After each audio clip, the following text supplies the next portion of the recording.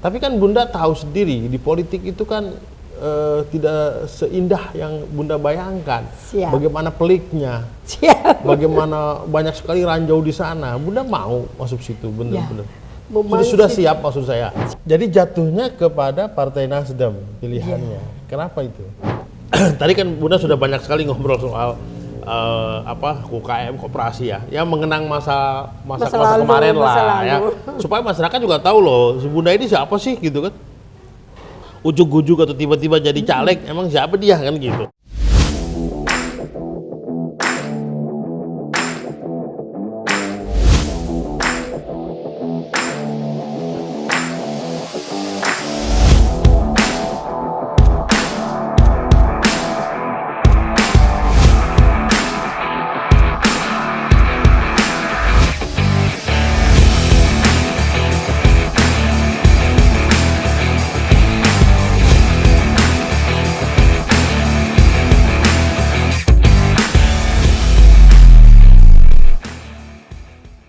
Assalamualaikum warahmatullahi wabarakatuh. Kembali jumpa bersama saya Uten Sutendi dalam program Speak Up. Nah, kali ini saya kedatangan tamu seorang calon anggota dewan atau caleg ya dari Kota Tangerang Selatan, Ibu Dahlia. Apa kabar Ibu Dahlia? Baik, Pak Uten. Waduh, senang kali nih jumpa. Udah lama ya kita nggak ketemu ya. Bener, katanya Pak. Udah pensiun ya? Sudah di pensiun, Pak. Apa? Di Pemkot ya? Dari Pemkot. Ya, Terakhir jabatannya apa di Pemkot? Kabak Pembangunan. Loh, dulu kan bukannya PLT di Kepala Dinas Koperasi Koperasi, dan UKM. kemudian pernah jadi sekretaris Ke Dinas Perindustrian Perdagangan. terus terakhir malah turun? Bukan turun? Tidak turun sih, tapi masih dalam satu level. Tapi masuk di Sekretariat Pemerintah Kota Tangerang Selatan. Apa tadi? Kabak Pembangunan. Oh, Kabak Pembangunan. Berarti di Sekda ya, di bawah Sekda ya. Sekda, ya. Nah, sekarang udah pensiun? Sudah pensiun hampir 1 tahun lah, kurang lebih. Usia berapa emang Bunda udah pensiun? Sudah tua pokoknya. Biar rahasia dia. Batas usia pensiun berapa sih? Jadi kalau di pegawai negeri itu pensiun itu pada usia 58 tahun ya. 58 tahun. Jadi kita sudah tua lagi. Sudah sampai itu ya. Iya. Sudah pada posisinya lah, kita tinggal menikmati bagaimana untuk bisa tetap mengabdi. Makanya bisa langsung ya. Saya mengikuti kontestasi pileg ini, rasa pengabdian mungkin masih kurang untuk bisa dinikmati oleh masyarakat Kota Tangerang Selatan. Jadi serius nih jadi caleg nih? Serius ya? Serius kita untuk jadi caleg, biar bisa meneruskan apa yang sudah menjadi pengabdian kita, pelayanan kita kepada masyarakat. Bentar, caleg di partai apa nih? Saya dari Partai Nasdem, Dapil 2 Pamulang, Kota Tangerang Selatan. Dapil 2 Pamulang ya. Iya. Kenapa nih mau jadi caleg tiba-tiba? Kan biasanya kalau udah di pensiun gitu ya, di pegawai negeri, biasanya kan mau senang-senang gitu, mau dengan dekat sama keluarga atau mau lebih rileks lah hidupnya. Karena kenapa mau malah jadi caleg, kan repot nanti. Nah, memang sih ada panggilan jiwa ya, panggilan pengabdian. Mungkin karena dasarnya saya sebagai seorang dokter itu, niat untuk menolong itu ada di dalam hati. Ini menjadi bagi saya ya, motivasi.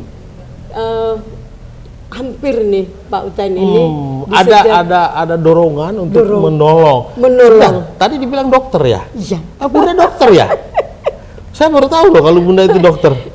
Seorang dokter gigi. Dokter gigi. Dokter gigi. Oh. Nah, tapi mungkin Ibu Wali Kota memberikan kepercayaan, melihat mungkin dari sisi kompetensi dan ada kemauan untuk mengabdi, sehingga membuat saya ke arah yang lebih mendekat kepada masyarakat melalui pengembangan ekonomi kerakyatan. Oh, tapi selama di Tangsel saya nggak melihat loh Bunda bisa punya praktek juga di rumah. Ada praktek tidak di rumah, tapi bersama teman-teman. Ada praktek dokter gigi ya. Bersama, ya. Dan pernah di kesehatan juga ya? Pernah? Di dinas kesehatan, di rumah sakit, dari puskesmas pertamanya puskesmas, rumah sakit, dinas Artinya kesehatan. tetap Pemkot tidak menghilangkan profesi ibu sebagai dokter ya. Walaupun kemudian ditempatkan di posisi yang berbeda dengan profesi. Tapi tetap mengabdi kepada masyarakat. Nah, sekarang mau dicaleg nih, sudah jadi dokter, sudah jadi birokrasi di pemerintahan ya. Terus sekarang pensiun dan mau jadi anggota dewan. Nah, itu ada panggilan jiwa kali mungkin untuk tetap mau mengabdi, melihat masih mungkin ada potensi diri, masih merasa muda terus ini Pak Ten. Iya, merasa muda terus ya. Pengabdian itu yang mendorong pertama sekali sebenarnya Pak Ten, kita hampir setiap di sebulan itu ada 3 sampai 5 orang yang nelpon kita Pak Ten secara khusus. Nelpon untuk apa? Meminta tolong. Oh ya? Ya, meminta tolong. Setelah pensiun ini? Ya. Dan sebelumnya juga meminta tolong untuk dibantu dari sisi pelayanan kesehatan, sehingga saya termotivasi dengan begitu. Artinya masih banyak orang-orang yang belum mampu untuk mengakses kepada pelayanan kesehatan, baik dari sisi mungkin kemampuan mereka untuk menghubungi sarana-sarana pelayanan kesehatan, juga dari sisi ekonomi mereka Pak. Sehingga itu mendorong saya, waduh masih banyak rupanya orang-orang yang mesti kita bantu. Walaupun dari sisi pemerintah itu sendiri sudah membuat seperti sarana pelayanan kesehatan di Tangerang Selatan cukup banyak puskesmas, rumah sakit cukup besar, juga BPJS cukup besar, tapi kemampuan masyarakat untuk bisa mengakses itu masih. Nah, apa kira-kira yang membuat masyarakat di Tangsel itu berani mau berkonsultasi langsung dengan Bunda? Artinya kan ada hubungan, ada sentuhan pribadi dia butuhnya. Apa kira-kira kok mereka mau langsung ke Bunda gitu, nggak ke rumah sakit, nggak ke puskesmas gitu? Mereka memang sudah ke puskesmas, sudah ke rumah sakit, tapi terkadang mereka itu terkendala dari sisi administrasi. Jadi mungkin ini dari mulut ke mulut ini, dari orang-orang yang pernah mungkin tersentuh hati saya dengan mereka, sehingga dari mulut ke mulut itu mereka sampaikan, lah hubungi dokter Dahlia, pasti dia respon nanti. Gitu. Dan ibu tidak pandang bulu tuh ya? Tidak semua pandang bulu, siapapun yang datang telepon saya pasti akan saya layani. Siang malam dari walaupun tidak bertugas sebagai seorang dokter praktek gitu ya. Iya. Itu saya bilang mungkin karena naluri saya sebagai seorang dokter itu dan seorang perempuan, mendengar orang membutuhkan itu langsung terpanggil untuk melayani. Itu yang mendorong sebenarnya saya mau ikut terlibat untuk kontestasi ini. Pada prinsipnya seperti tadi Pak Utan sampaikan, saya sebenarnya sudah enak untuk pensiun. Mungkin jalan-jalan, healing-healing dulu nih Pak Utan. Orang bilang kan healing-healing dulu. Tapi saya berhenti itu kok makin banyak yang menelpon gitu, sehingga ya sudah, bagaimana mereka biar bisa nanti kita masukkan dalam membantu baik dari sisi langsung teknis juga gini, Bunda, itu motifnya mulia sekali ya, ingin melanjutkan pelayanan kepada masyarakat, terutama di bidang kesehatan ataupun bidang kemasyarakatan ya. Tapi kan Bunda tahu sendiri di politik itu kan tidak seindah yang Bunda bayangkan. Bagaimana peliknya, bagaimana banyak sekali ranjau di sana. Bunda mau masuk situ, bener-bener. Sudah siap maksud saya? Siap. Memang sih kita pahami bahwasannya politik itu cukup banyak intrik ya. Intrik-intrik di dalam politik itu cukup keras. Nah, baik juga di birokrasi, nggak di mana-mana sih sebenarnya untuk intrik-intrik membuat untuk mencapai Iya. suatu target itu Iya. pasti. Iya. Tidak ada yang jalan tol saja kali mungkin masih ya. Kalau jalan tol jelas rambu-rambunya itu. Batasnya jelas. Kalau di politik kan nggak jelas kadang-kadang. Nggak jelas kadang. Nah, tapi kita tetap masih ada jiwa ini kita untuk bisa menjalankan itu sesuai dengan hati nurani. Hati nurani kita yang membuat kita, maka kita jadi optimis ini untuk bisa membantu masyarakat. Niat kita itu yang mendorong sebenarnya. Jadi jatuhnya kepada Partai Nasdem pilihannya. Kenapa itu? Itu karena memang mungkin sudah pilihan hati itu, Pak. Ya sudah, kita nggak usah bahas itu ya. Nanti panjang urusan itu.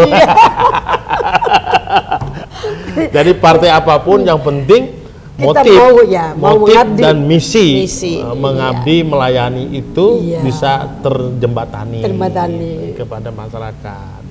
Nah, kira-kira gini Bunda. Bunda itu kan lama di pemerintahan ya, Siap. baik di kesehatan juga sudah, kemudian di UMKM juga sudah, UMKM, terus ya. koperasi gitu ya. Apa sih kira-kira yang menurut Bunda ini yang perlu dibenahi di Tangsel ini, dan ini menjadi agenda atau catatan bagi anggota dewan nanti untuk bisa berbuat sesuatu gitu. Sebenarnya dari pemerintah Kota Tangerang Selatan itu sudah maksimal ya, saya pikir untuk memberikan dorongan kepada koperasi dan UKM agar masyarakat itu bisa mampu mandiri mengembangkan usahanya. Namun dari sisi permodalan, masyarakat itu masih membutuhkan banget. Jadi kemampuan untuk mengakses permodalan itu harus orang-orang yang bankable, harus mempunyai agunan untuk bisa masuk kepada perbankan. Nah, namun dari pemerintah sudah mendorong memang masuk melalui koperasi. Tapi di koperasi itu masyarakat itu masih ya kepercayaan kepada, tapi mungkin boleh oknum mungkin ini ya, kepercayaan pengelola koperasinya itu masih kurang integritas. Ya, di zaman Bunda itu dulu kalau nggak salah ada program Tangsel sebagai 1000 koperasi gitu ya, Iya. kota 1000 koperasi. Iya. Itu saya sempat nanya-nanya, apa sih itu? Gitu. Tapi sebenarnya itu tadi, koperasi itu mau kita dorong menjadi basis ekonomi kerakyatan yang bisa menjadi suatu badan atau lembaga yang jadi permodalan buat UMKM, sehingga mereka bisa mengakses permodalan secara bergulir dari koperasi itu. Maka di kami dulu ada namanya, selain 1000 koperasi ada serbuk, satu koperasi 1000 UKM anggotanya. Serbu, apa namanya? Serbuk. Serbuk.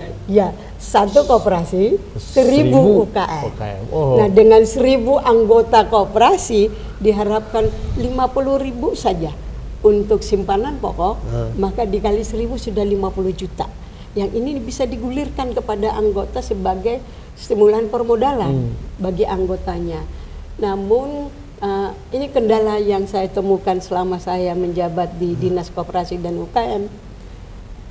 Teman-teman kita yang pengelola atau manajemen koperasi itu kurang integritasnya, kurang mampu menjaga diri, sehingga Jadi nggak ada bisa hilang. Program itu nggak efektif jalan. Kurang berjalan dengan baik. Tapi mudah-mudahan nanti teman-teman yang masih ada di dalam, dan nanti kalau saya masuk ke sini bisa saya dorong diperbaiki lagi. Nah, mumpung nanti Gitu. Bunda saya doakan jadi Amin, nanti ya. amin. Jadi menurut saya sih yang paling penting di koperasi itu bukan persoalan banyaknya, tetapi ada nggak satu atau dua yang bisa membangun brand usaha dan menjadi identitas di Tangsel, Tangsel. Itu yang saya lihat belum kelihatan. Kita akan dorong nanti itu, Pak. Memang target kita di awal kita di sana memang itu untuk membuat Tangerang Selatan itu menjadi kota koperasi. Kota koperasi yang menjadi bisa branding untuk koperasi yang benar-benar bisa skala nasional. Terus UKM juga. UKM juga kita akan dorong. Memang udah banyak sekali UKM kita yang sudah berdaya saing dan berkualitas, sudah banyak. Dan kita mencoba kemarin itu beberapa UMKM itu untuk ekspor gotong royong. Ekspor gotong royong maksudnya apa tuh? Nah, jadi karena sendiri-sendiri mereka kan tidak Produk gotong royong diekspor maksudnya apa? Ya, beramai-ramai ini tadi. Oke. Konsep beramai-ramai Oke. UMKM kita dorong masuk ke ekspor. Oke. Kita akses kepada Kementerian Luar Negeri, Kementerian Perdagangan. Produknya apa? Ada banyak kemarin kayak ikan teri, rendang, Oke. ada sambal-sambal, Oke. dan masih banyak lagi produk-produk OEM kita yang sudah sebenarnya ada ke luar tapi memang masih branding yang membawa. Terus sudah jalan itu? Sudah ada beberapa kali kita Yang zaman ekspor? dulu ekspor. Sudah ekspor ya? Ada. Oh, luar biasa. Itu zaman Bunda ya? Zaman saya. Jadi PLT atau sekretaris waktu itu? PLT. PLT ya? PLT, Wah, luar iya. biasa. Dan mudah-mudahan nanti bisa nambah berkembang Diteruskan lagi dengan ya. teman-teman dan saya masuk di sini. Tapi ini gini Bunda, ada saya banyak sekali nerima keluhan dari teman-teman pelaku UKM ya, Siap. yang sering datang gitu ngobrol, kurangnya supporting market ya dari pemerintah gitu. Ya, Itu. memang pemerintah kalau menurut saya ya dari kacamata saya sendiri sebagai pelaku mungkin di sana dulu namanya ya birokrasi. Dari pemerintah itu supporting untuk membuka market di produk-produk mereka kita cukup bagus. Sampai sekarang kan ada galeri. Galeri yang dibuka di galeri UMKM yang di depan hotel Top. Hotel Top ya. Ada ya? Ada. Yang 7 lantai. Oh, dulu waktu Bunda PRT perasaan pernah ada satu program membuat gedung UMKM yang berapa lantai itu? Ya, Sudah jadi gedungnya? Sudah jadi saya pensiun sudah selesai. Isinya Tapi apa sekarang? Tapi belum saya melihat seperti apa isinya di dalam. Tapi konsepnya itu sudah berjalan baik. Salah satu tempat untuk promosi dan marketing produk UMKM. Dan di sana juga akan ada inkubator bagi pelaku UMKM untuk peningkatan kualitas. Produk itu sudah memang kita buat konsep yang seperti itu berjalan. Ya, jadi kan di kita ini UKM itu banyak banget ya, Iya. banyak dan produknya juga aneka Cukup macam banyak, ya. iya. Cuman yang pertanyaan saya dan ini seringkali saya tanyakan kepada Pemkot, yang menjadi prioritas atau unggulan itu apa gitu loh. Nah, memang kita masih mencari terkait kepada unggulan produk UMKM itu karena memang itu kita melihat biasanya kita lakukan surveinya dari mana yang diminati oleh masyarakat. Itu yang tertinggi, itu yang kan kita dorong. Tapi kelihatan produk UMKM kita masih semua masih pada posisi yang sama. Ya, itu dia. Harusnya kan ada semacam ini Bun, menurut saya sih ya, ada semacam kompetisi gitu ya. Terus yang menang tuh mendapat award.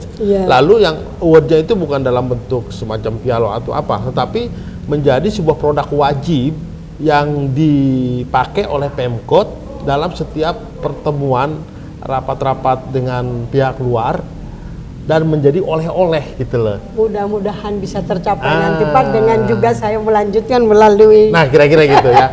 Nah, jadi saya teringat ngomongnya kan kayak Bunda masih jadi PLT aja ini. Iya. Bun, minum dulu Bun. Siap, minum dulu, siap. Bunda. Santai itu, minum dulu. Nah, tadi kan Bunda sudah banyak sekali ngobrol soal UKM koperasi ya, yang mengenang masa lalu, kemarin masa lah ya, lalu.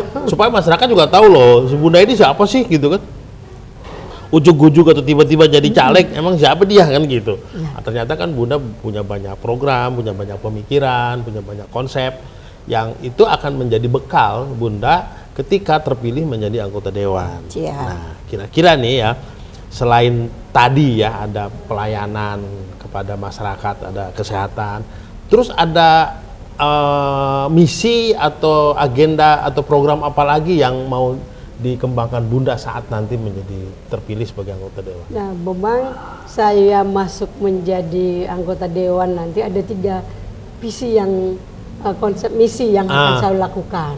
Yang pertama itu dari koperasi UKM-nya, yang kedua untuk kesehatannya, dan yang ketiganya adalah pendidikan.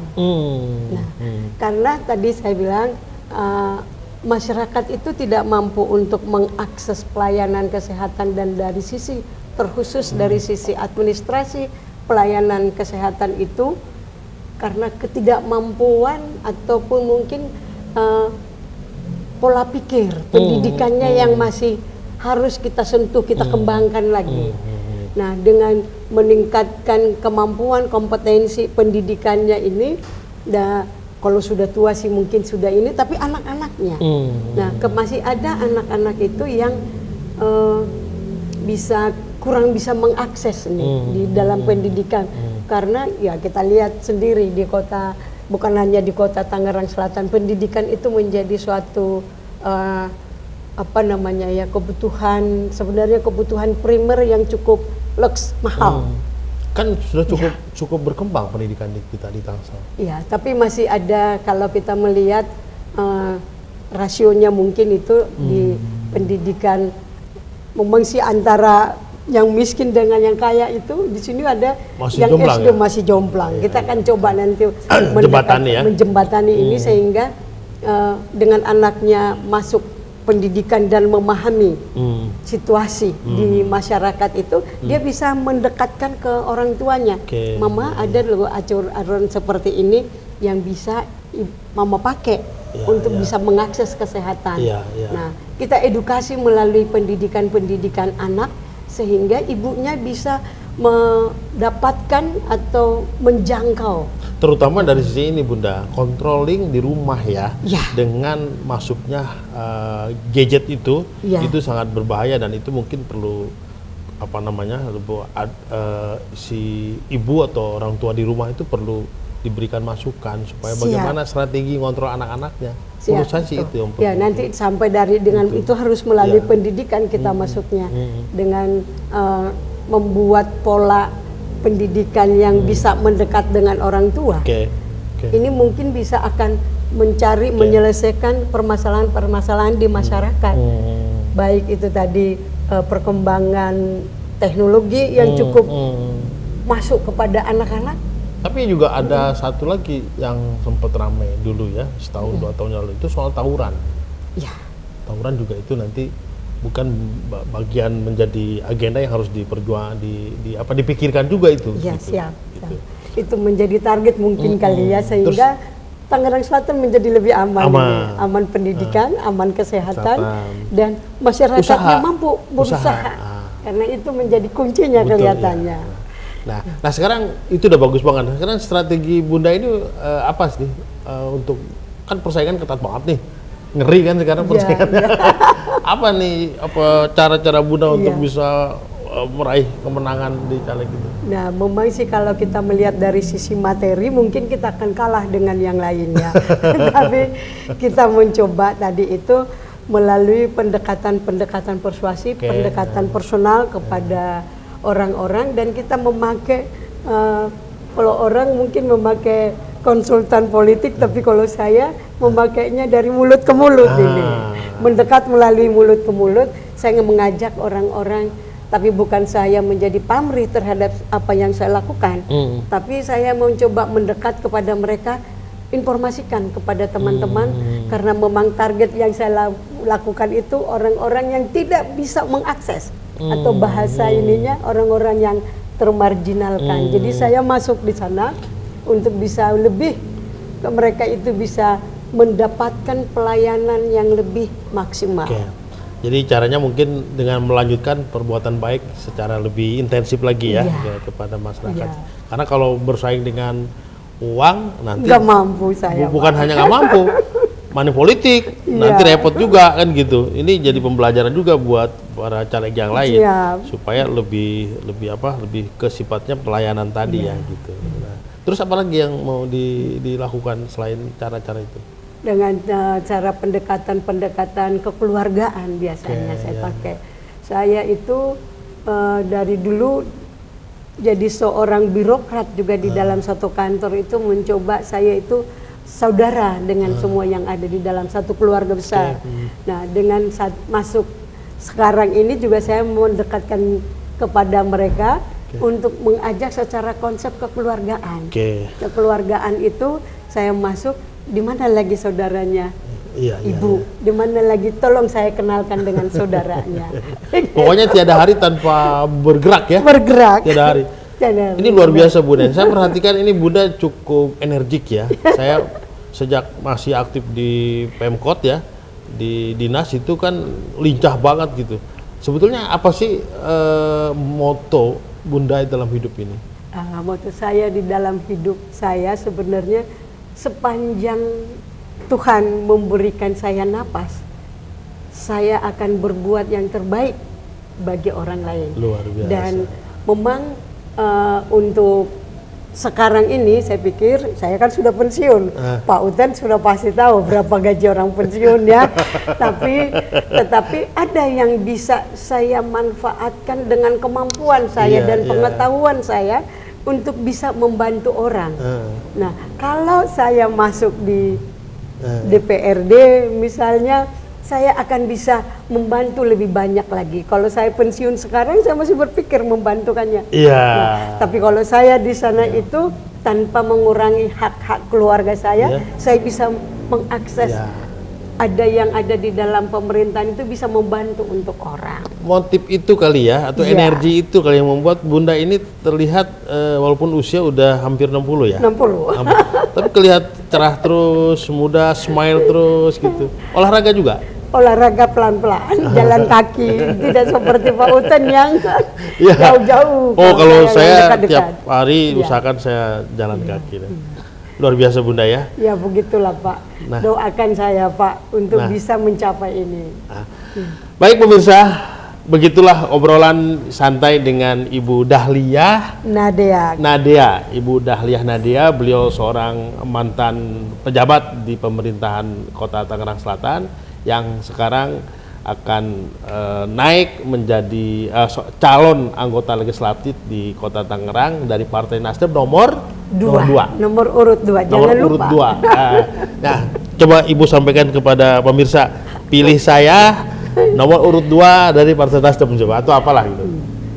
Bapak Ibu yang kami hormati, pilih saya di kontestasi Pileg nanti tanggal 14 Februari 2024 dari Partai Nasdem nomor 5 partainya, nomor urut yang kedua.